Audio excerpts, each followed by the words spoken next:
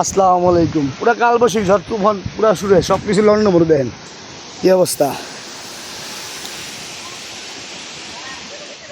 সব কিছু ভেঙে ছিল, পুরা খান খান হয়ে যাচ্ছে।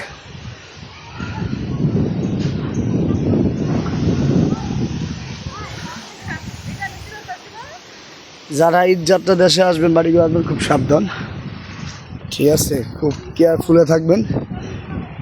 বিপদ কোন সময় কারো দিক দিয়ে করে যেতে পারবো না, বুঝছেন? কেমন তুফান, পুরো অন্ধকারে। গতকালকে পুরা ভেঙেছিল, পুরো অবস্থা খারাপ। আজকে দেখেন পুরো বেলা বাজে 12টা, ভেবেছি কি অবস্থা, পুরো অন্ধকার হয়ে গেছে,